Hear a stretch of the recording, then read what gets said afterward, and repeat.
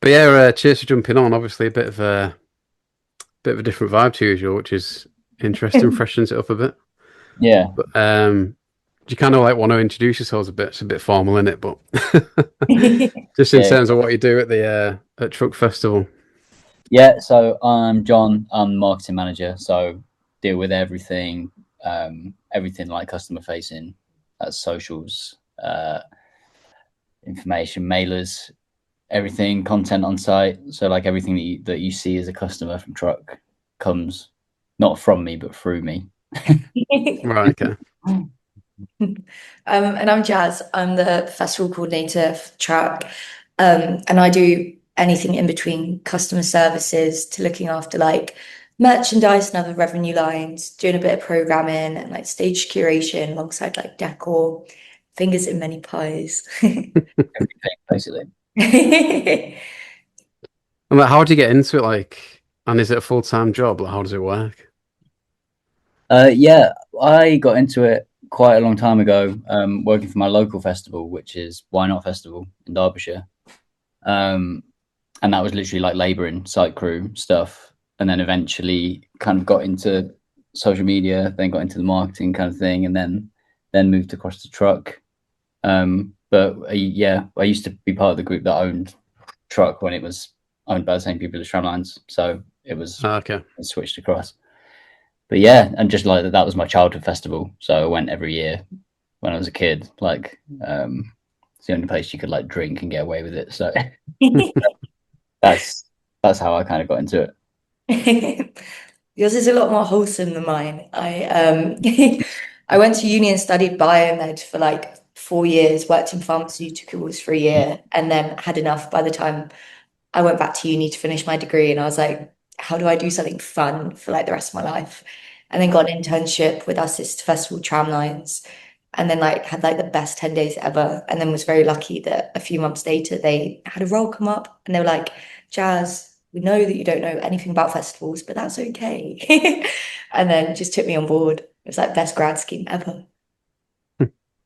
Yeah, and I mean, how much planning goes into it? Is it literally like year long round planning kind of thing?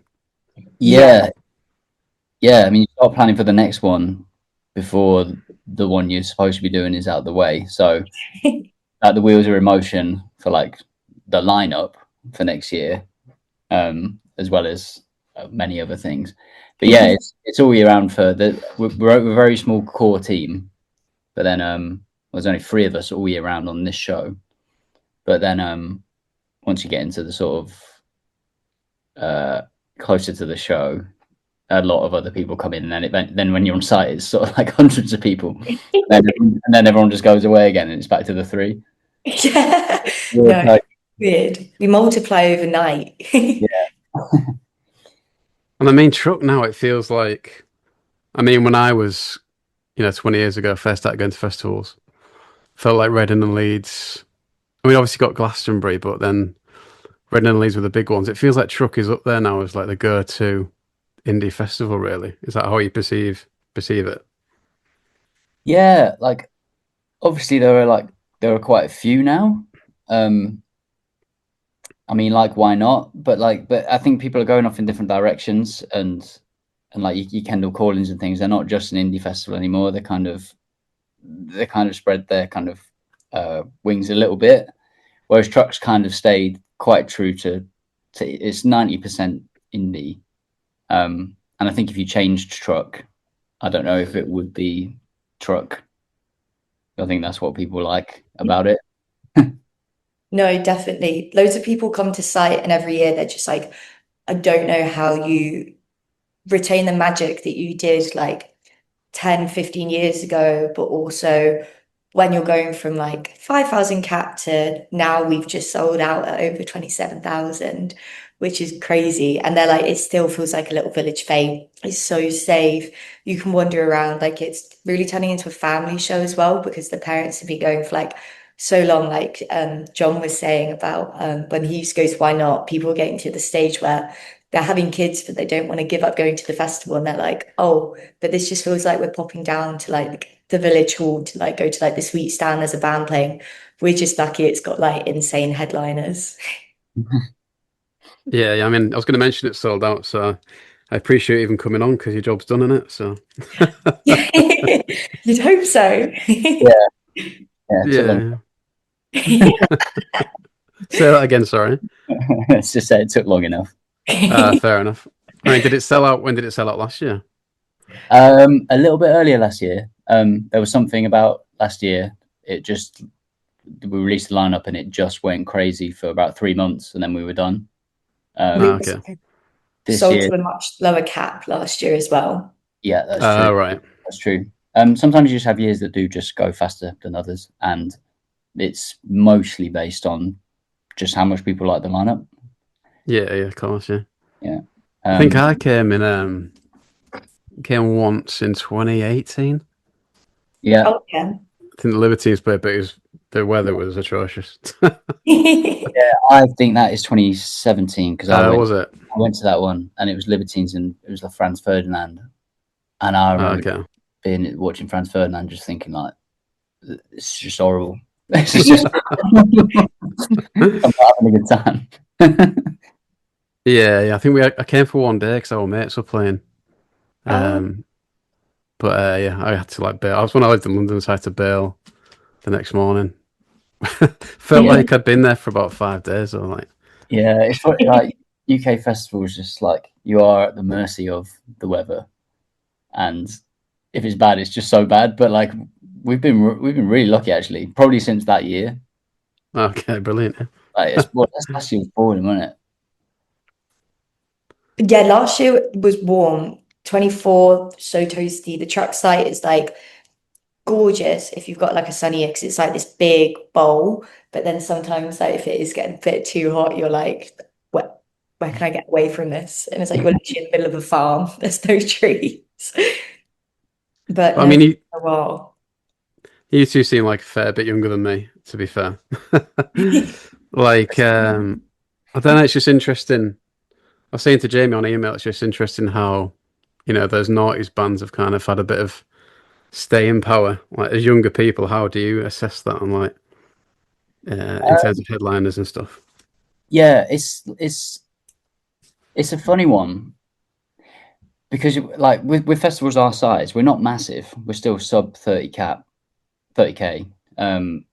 It's like you've got to book somebody who's big enough is going to sell you enough tickets that people request or want and that you can afford, and that like and who's not exclusive to a bigger festival, because that happens a lot where you just can't get someone you want because they've signed up for Reading already, or a bigger one, which I probably shouldn't name drop. um, but so that pool of bands you've got, like you think, oh, this is who I want at the start, and then you go out and try and get them, and it just shrinks, and then you go, okay, we might have to do a repeat here of like, and like who's going to do a good job? Franz Ferdinand are going to do a good job. Maximo Park can do a job. The vaccines are going to do a good job, and that's how that sort of process kind of happens. Like, I don't think any festival would want to repeat kind of noughties bands over and over again, but it just kind of works that way.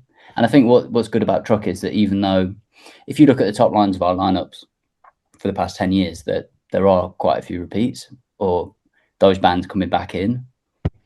But then you look down the lineup and it's like that's where we get our more exciting stuff. That's where we get like you get down services. That's where we get like English teacher. Who else we got this year? Oh, Should we've got Keo, Adult yeah. DVD, Slow Country. So yeah, all the stuff that's kind of touring like your local pubs, and like the most famous like gig rooms like around the country. We're very hot off the press with them. But yeah, you do have to like dig into those midlines to find it. But it works so well. Our survey data, like for our customers each year, are just requesting these like big acts over and over again. I think it was last year we had like the Nothing But Thieves like exclusive headline straight on the surveys after. It was like the most ranked. It was like Nothing But Thieves. I was like, guys, we just gave you it. I was like, we're not doing it again. But those noughties bands, like the fact that they are still going and they can still sell tickets and people love it. Like we've had the vaccines absolutely loads of times, but they are just so good. Like even their newer stuff, like they just come back and it's like, yeah, that was really, really fun. And then, like, yeah, I guess it's just like testament to those bands. I mean, those are the bands I grew up with. Like, first CD I bought was like White Stripes and Franz Ferdinand. Like, back to back. But Yeah, that yeah, was my first festival. For my first Leeds festival, White Stripes headlined like yeah. 2004, and Franz Ferdinand played. But I mean, do you think it's a concern that like younger bands are not headlining? I don't know if you know what I mean. It's like, I mean, we have chatted about this like a lot before. Like, where's like the next wave of those bands? I feel like they are coming. I feel like I feel like there was that all the way up to like what 2009, 2010, and then there was just like a dip in like popularity of that music, and now I just think it's coming back. Like, I think post Oasis, I think like there's already some coming through. Like, we get Wonder Horse like massively requested, and there's someone who they're just definitely going to step up to a headliner slot at some point. I think It's there's like tons. we've got CMAT headlining on like Thursday, 2024. We have Wet Leg on our Saturdays. So you do see it like coming through. So again, like this weekend, it's like slightly older band, but it's like just out that noughties kind of like bracket. It's like Wolf Alice and bits like that. So it's like you're kind of getting like your new classics. There's a ton of bands like the K's. The K's are playing a great slot this year. They're like third or fourth down main stage. Yeah. They're Same like with just like Ratings. Brayton's. They start doing their headline stuff as well, which is impeccable. But like just a few years ago, like the K's were coming through the This Feeling stage, which is massive for us, by the way. They're there every year and like just like the best of the kind of up and coming indie scene. But like, so how we're talking about this, weren't we? Like how many bands come out of this? Oh, it was wild. They're like me and George, one of the guys that like runs it, were chatting the other day, and it's like they're the BBC introducing before BBC introducing, and we were looking at the old lineups for the stages. And in 2022, we had 88 Miles, who's like a really big band for us. They've literally gone from the smallest stage we have on site to playing on the main stage this year. And then we also had Crystal Tides, and then it was like a 5 p.m. slot. We had Wonder Horse. On just like I think it was like Friday or something, and it was just like, oh yeah, maybe we'll pop and see them. Yeah, Inhaler were on there like a few years ago, 6 or 7 years ago. Yeah, Inhaler were on like the bottom of our poster, and like they could probably headline now. So I think it's just not the same. Like, it's like a massive wave from the noughties. It was just like absolutely loads because it was everywhere. I feel like it just is a bit less, and I feel like it's coming. Like those bands will step up. I think we're just not quite there, maybe. Yeah, I guess it's not always been in fashion, has it? Like you say, you have your waves of different types of music. Yeah, yeah. I think it went like guitar music definitely did go away, and that's why you've not had like consistent loads and loads of headliners just coming out for the last 15 years or whatever. yeah. Yeah, You can see it like in like the top charts and bits like that from like after those naughty bands. That's kind of when like your grind DJs and bits like that really started popping off. Like, and that was probably the last music genre that the UK's like made in about a decade. And so there was like a big jump onto that and like the more Americanized like rap scenes and bits like that. But I think people are really hiking back to guitar music post-pandemic because it's just one of the best things to see live. Like I remember the first time, or like the first gig I saw after COVID was like Foals, and I was like, oh my God. I was like, this is gorgeous. I was like, you just don't get the same feeling at like other gigs, and I think people are realizing that, and also just being able to like play instruments with your mates, stuff like that. Like you make a band, maybe you're booking gigs. It is becoming like more accessible, I think, because people saw it as like a dying art. Especially in London, there's so many like promoters that I know where like the bands are getting paid well.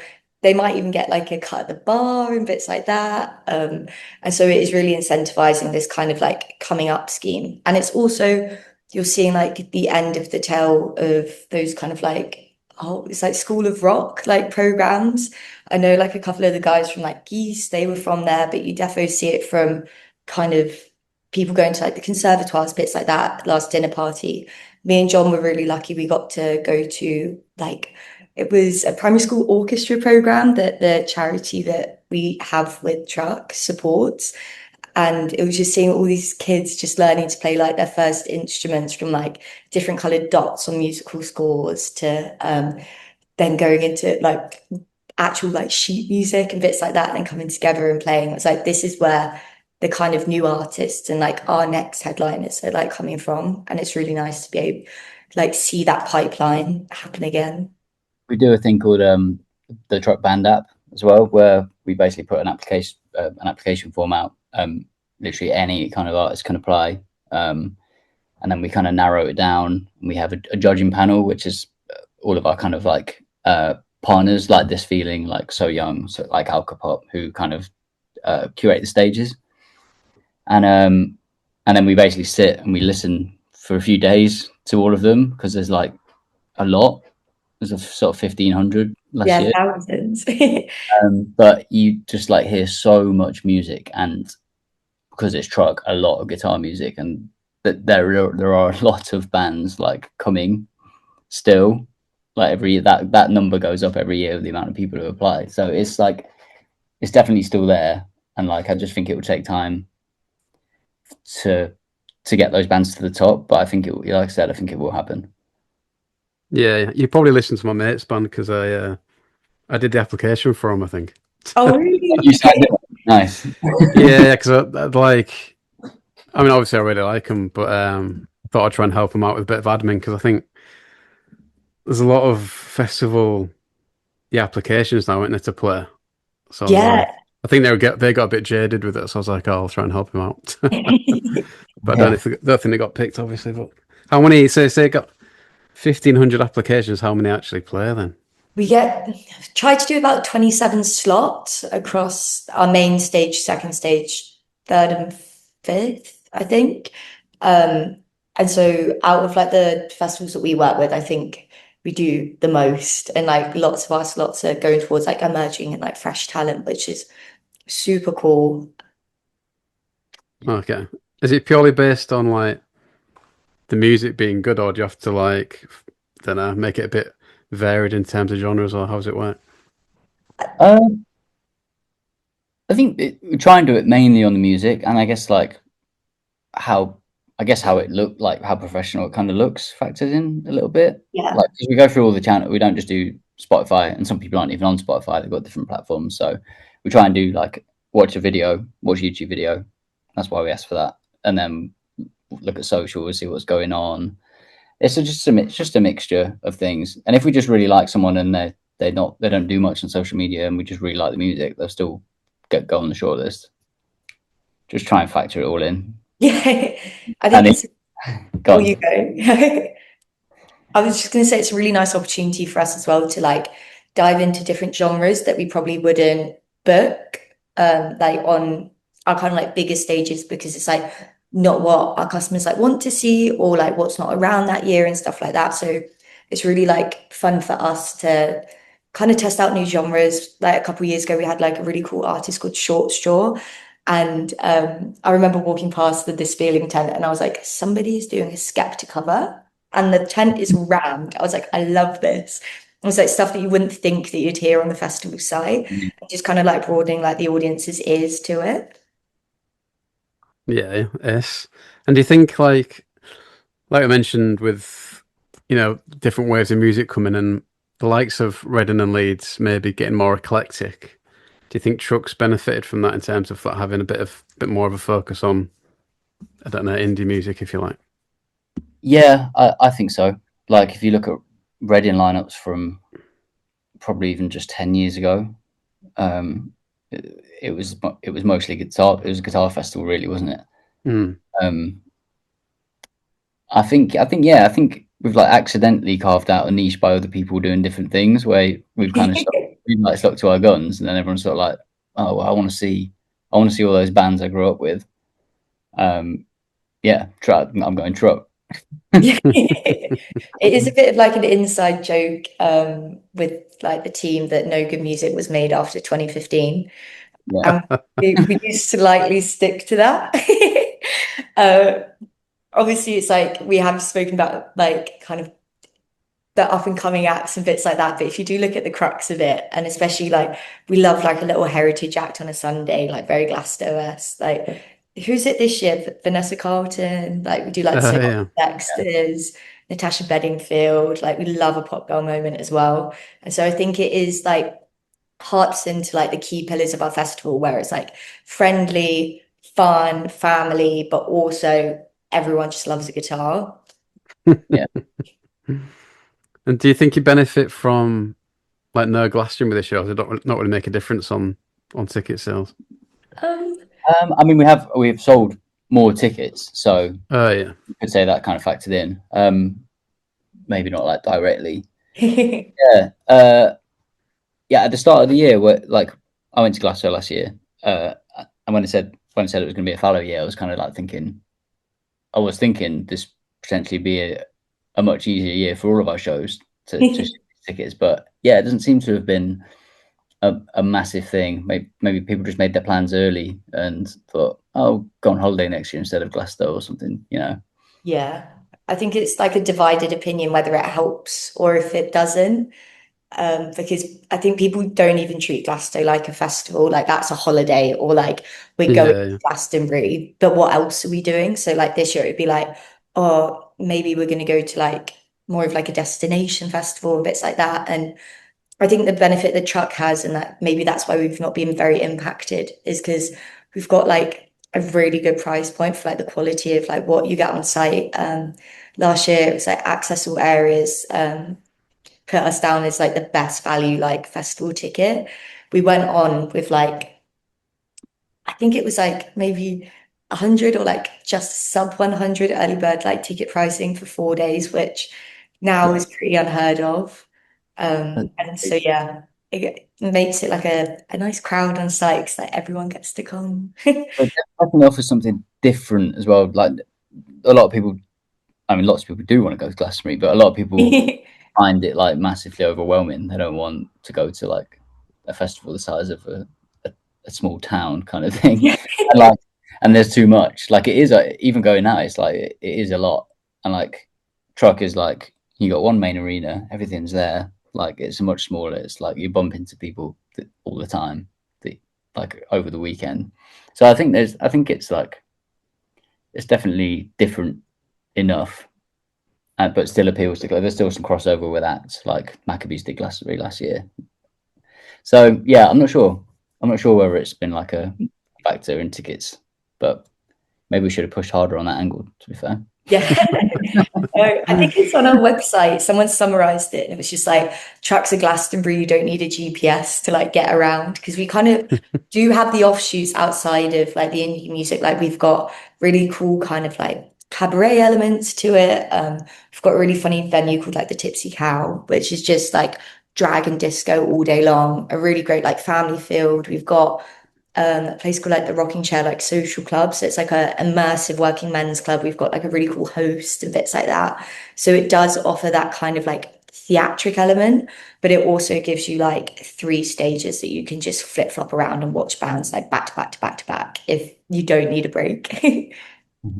Yeah, I mean, I've never been to Glastonbury. I keep saying I'm going to go before I'm 40, hopefully. But you do hear like it can take, like an hour plus to get from one stage to another or something mental. But yeah, Yeah, have you both been? I've not been. I've been really silly and turned down my ticket 2 years in a row. But All right. this year, I will not say no. Uh, I've been three times, 4 times, 4 times. Okay, John Down. Yeah. Um, yeah, it is massive. Like, not it doesn't take an hour, depending on like if someone finishes and there's everyone goes to exactly the same place and you're stuck in like a crowd for an hour. But I definitely recommend going. Like, it is really good. I'll try and give it a go before I get too old. I first went in like 2013, and then my next one was 2024, and the difference in how busy it was crazy. Like, it was like it felt so crowded compared to the one I'd been to like 10 years before that. Were And they both Arctic Monkeys years as well? yeah, it was Arctic Monkeys just pre AM, 2013, and then 2014. 2024. Yeah, it was Arctic Monkeys. Yeah, That's it. Do you yeah. enjoy that? Like, I was speaking to someone at work. Was like for the Paul McCartney set. She got there like hours early, and they were like, "Right, we're going to drink like a limited amount of water, so we don't have to go to the toilet and all this kind of stuff." Oh my Like, God. blimey. But yeah, That's one mate. thing that scare me about Glasgow is just like being in a crowd and just like not being able to like leave to go to the toilet. I went to BST this weekend and it was like the biggest crowd I've been in for ages. And I was just like, I really need a wee, but I can't go because I'm just gonna lose everyone. Yeah, felt like there was loads of gigs going on this weekend. Was there a big thing at Finsbury Park or something? Yeah. Yes, yeah. Who was it? Kasabian, Biffy, and then Wolf Alice. Mm. Right, okay. And then some. Oh, right, okay. Yeah, that makes sense anyway. Anyway, it's enough chat about other festivals, I guess. But It's our well, passion. although I do want to ask you, like, started to hear stories about kind of smaller festivals having to cancel. Yeah, having to cancel or pull a festival. Is that a thing? Uh, For truck, I no, mean, sorry, it's a bit of a vague question. I've just heard like different stories about kind of funding getting pulled from smaller festivals, but I guess that's always happened. I don't know. yeah. I mean,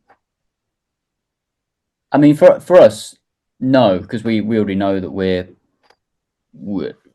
financially Yeah, yeah. we're all right.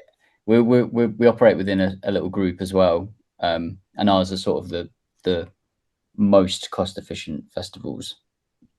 Okay, right. But we're quite well liked because we're sort of like quite cheap to run as a festival, but we make money. So we're where we are is quite happy. I have had friends who worked for other festivals that have kind of gone under for various reasons. But I don't. Do you think people get a bit ambitious sometimes when they're starting up a festival or something?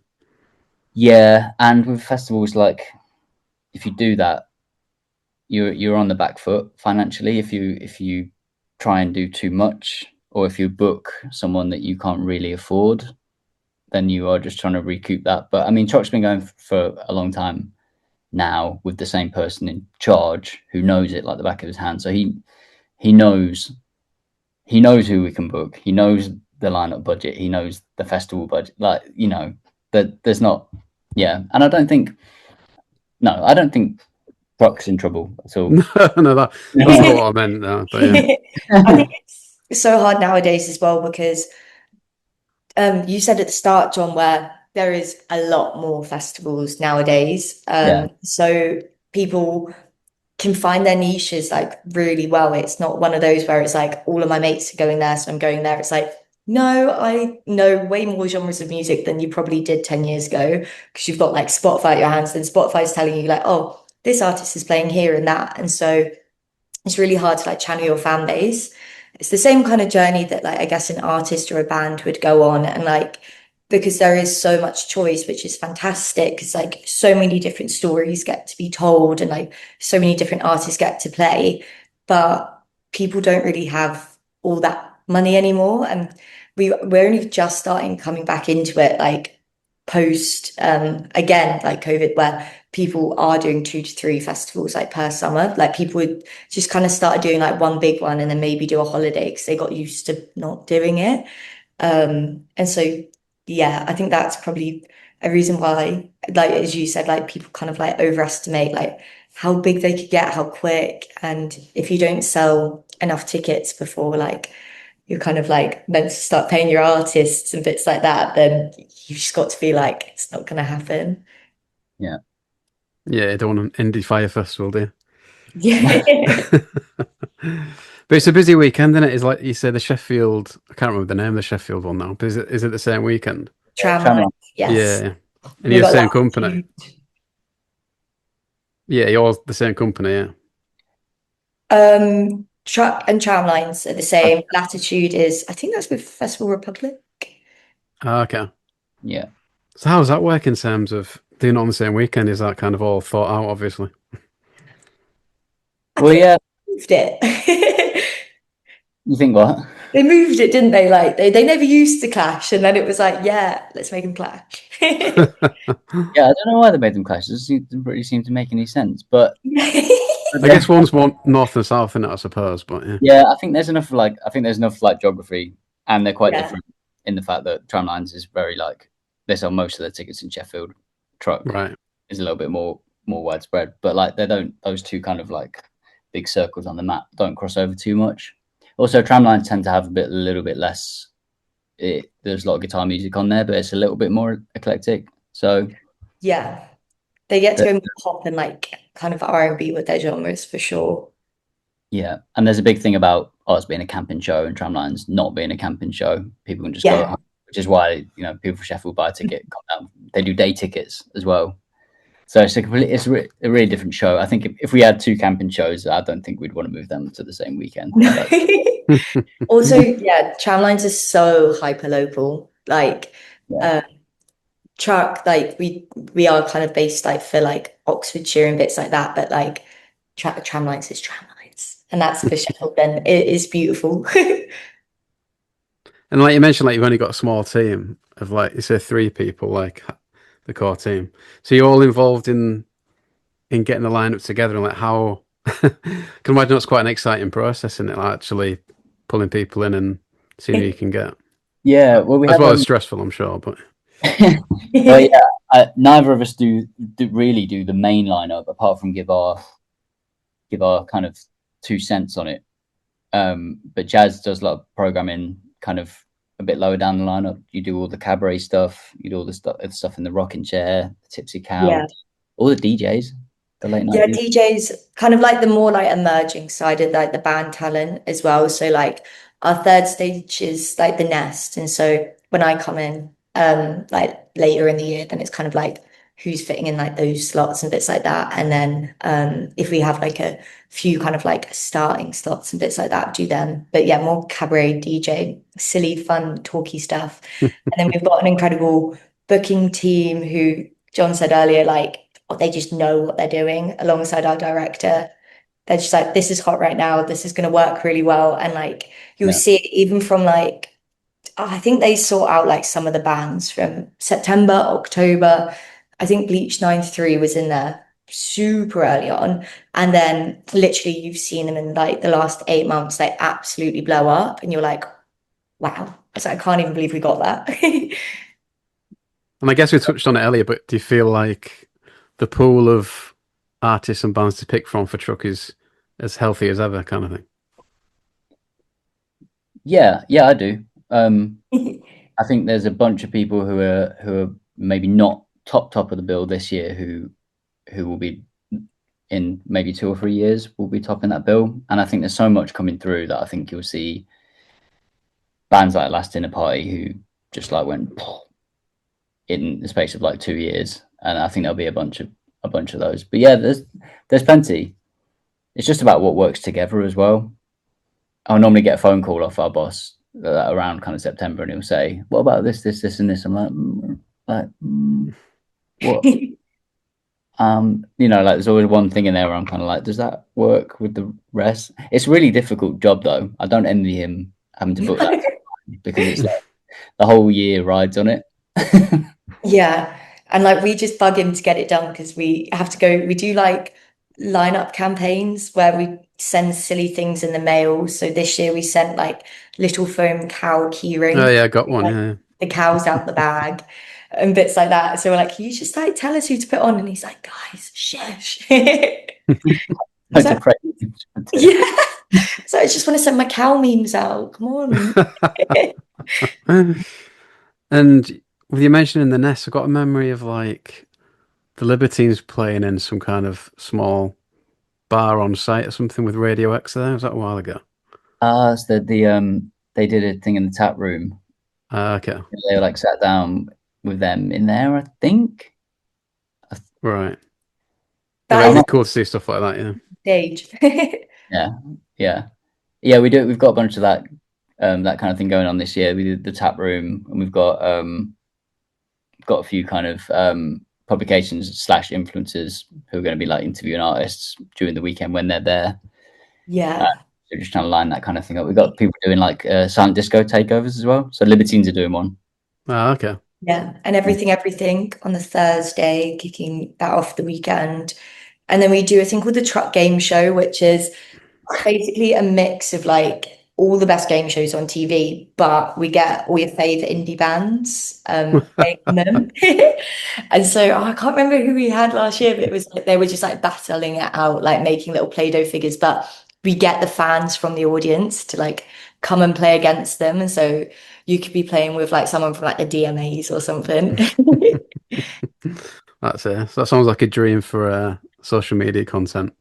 Yeah. Yes, yeah. You do get some very funny videos. And we've got Will Gamble doing like an indie band like round table as well. And so yeah, it is very much just like guitar band mecca in there, just getting them chatting about like what music they like and like just doing silly things.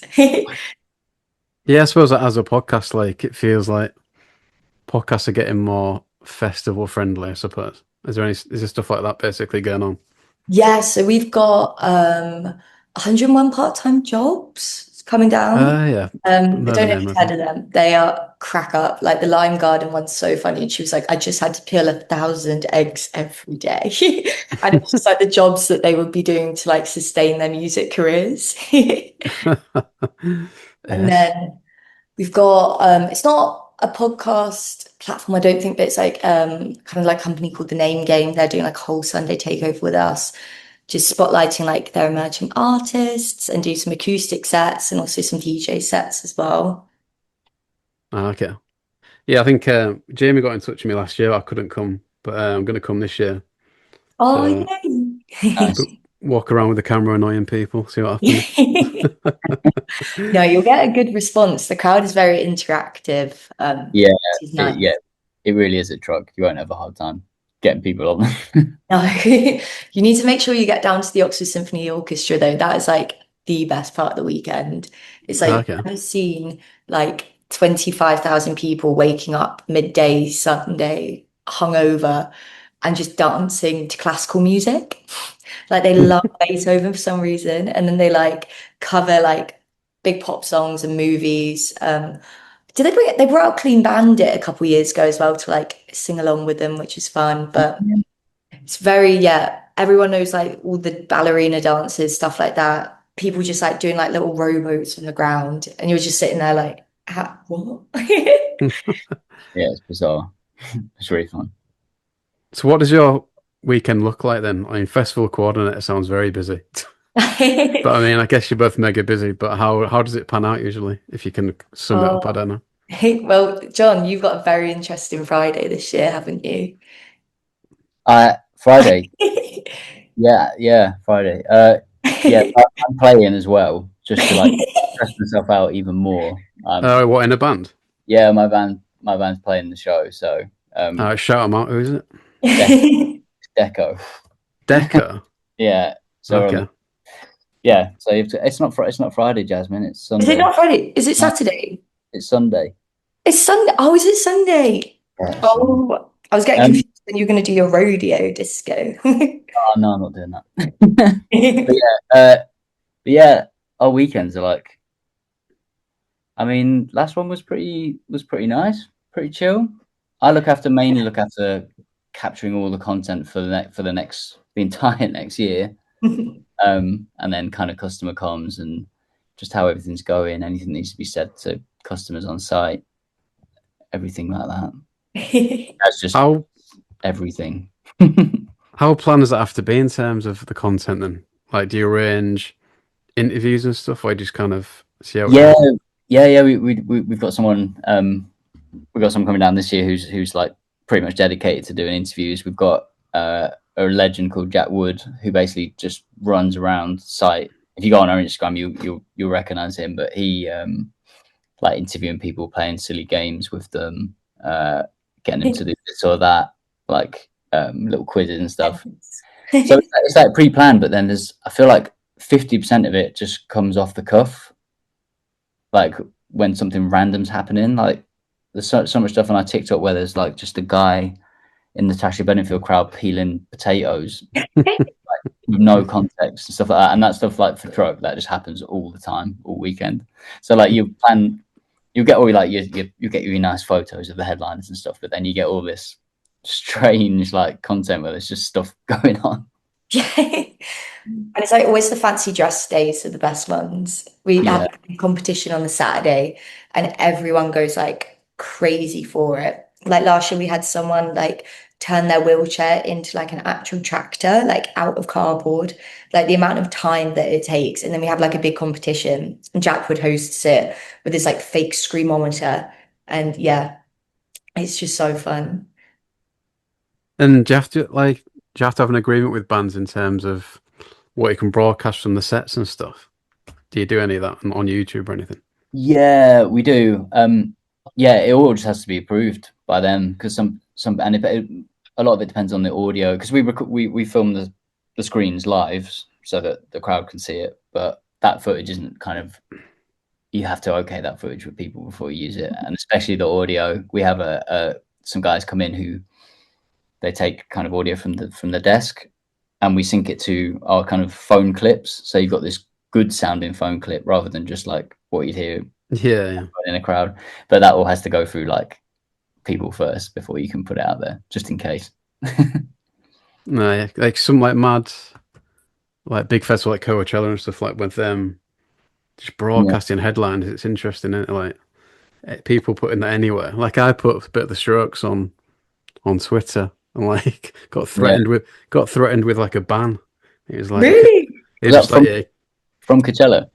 Yeah. It was like I think they went through Twitter and just searched for any live stuff. And we're like, that's crazy. just going wild on Got people. so many like brand deals and stuff in place because it all goes on to like Amazon Prime or YouTube, or like they would just pay so much for the rights to like view it. Whereas I don't think Truck's in those big leagues just yet. No, fair play. But I mean, your road jazz as well. I mean, that must be mega organized. It sounds like on the weekend, or is it a bit like you've done the work at that point and you're just kind of putting out fires? I don't know. Yeah, it's crazy. My friends always ask, they're like, what do you do when you get to site? And I was like, just kind of have to make sure people turn up. And then like if something's wrong, fix that. I was like, I'll drive to Sainsbury's or Robert Dias at some point to buy something that we forgot. But then like in show days, it's just kind of making sure everything's running smoothly, especially with those kind of like live parts of like my supplier list. So it's like the wellness and bits like that. Have they got the yoga mats? It's like the run club starting at the right time. Has like the presenter turned up for like this and that. And then just going around and seeing what's busy because it really does matter to us, like what our customers are liking. Like when you guys do the schedules in the apps and whatnot, like we get to see the back end. And so it's like, oh, okay, they really like this year. And it's like, oh, maybe like there's more of like a movement here. And then going to see it live on the ground and being like, oh, actually, like, I think it was like Fat Dog a couple years ago. I was like, sorry, I was like, I'm gonna go and watch it. I was like, because I love them. But then we're like, oh my God, it's actually rowdy. I was like, everybody loves this. And so then it was like the next year they got to come back and like play the market stage. And so it is just kind of getting that on the ground feedback constantly and also just enjoying what you've worked all year for as well. Yeah, it must be massive satisfaction when it's actually like going to plan or even better kind of thing. Yeah. Yeah, Yeah, big time. I like the first once the first day is out the way and like everyone's there and it's happening. It's like, oh, cool, yeah, it's actually happened. But like that.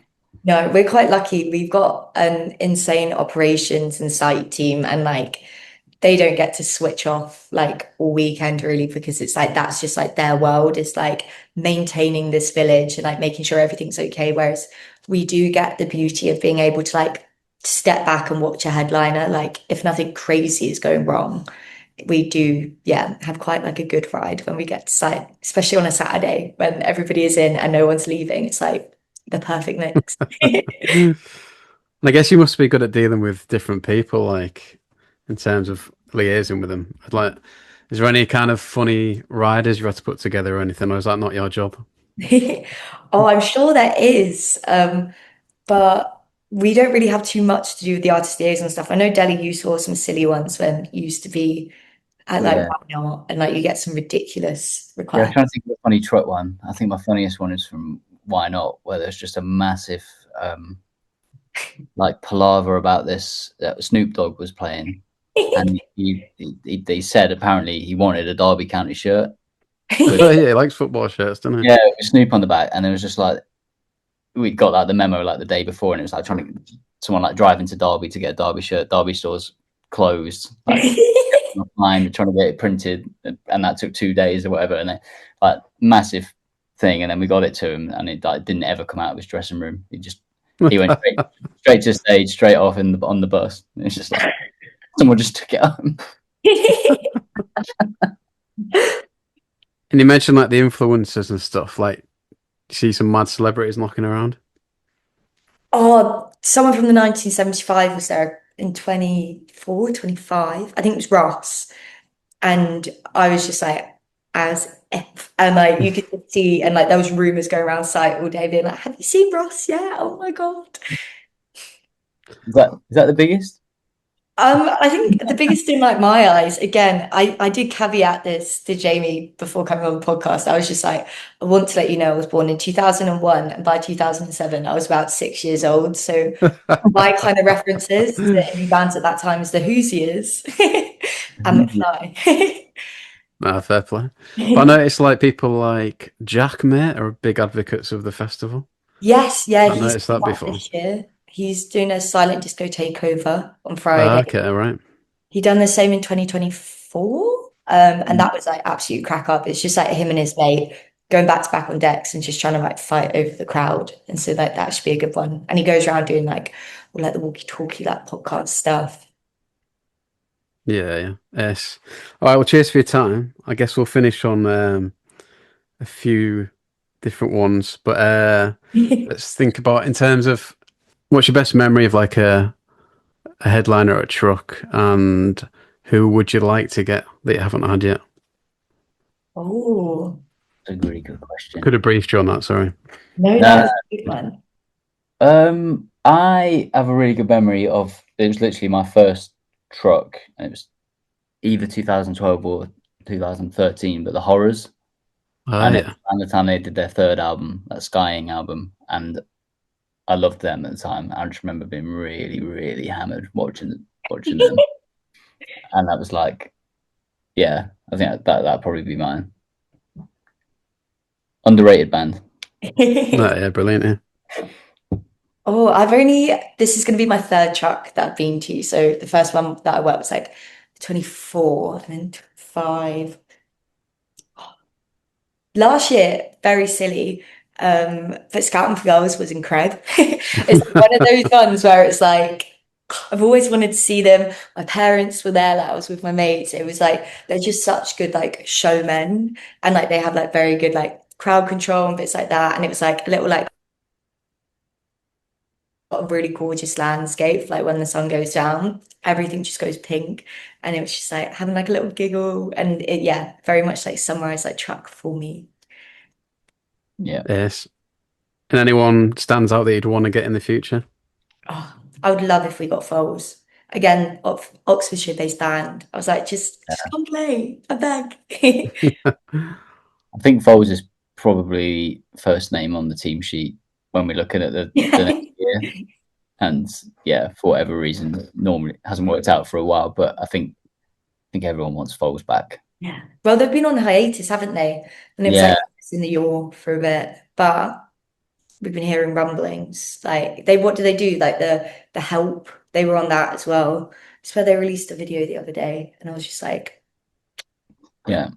Fontaine's is one that I know I definitely want back, and I know a lot of people definitely want back. But